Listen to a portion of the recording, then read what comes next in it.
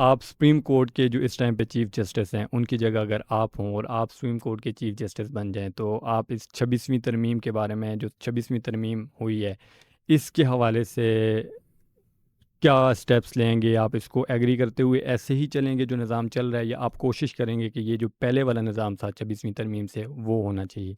देखें, 26वीं तरमीम आने के बाद चीफ जस्टिस का इख्तियार ही नहीं रहा कि वो कॉन्स्टिट्यूशन के ऊपर बैठ के कोई डिसीजन ले सके।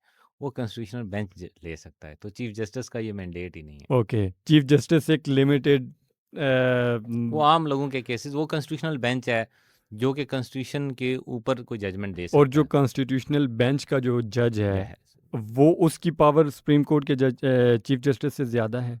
नहीं, एज सच सेम पावर्स हैं, सुप्रीम कोर्ट का जज ही है वही, लेकिन वो बेंच ने डिसाइड करना होता है कि ठीक अगर है। बेंच में 5-7 लोग बैठे हुए हैं, तो अक्सरियत जिस तरफ जाती है वो कहती है जी ये अमेंडमेंट दुरुस्त नहीं है, तो ख़त्म हो जाएगी।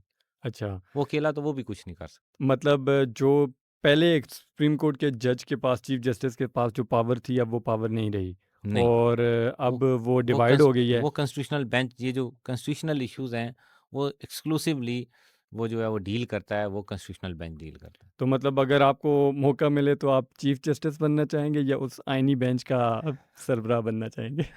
ये तो ज़ाहिर है, इस बात के ऊपर मैं क्या कह सकता हूँ कि मुझे मौका मिले तो मुझे किसी ने जो है मेरे से पूछ के तो नहीं बनाना ना। लेकिन इन केस अगर आपको दोनों ऑप्शंस मिले, तो दोनों में से आप किसको चूज़ करेंगे?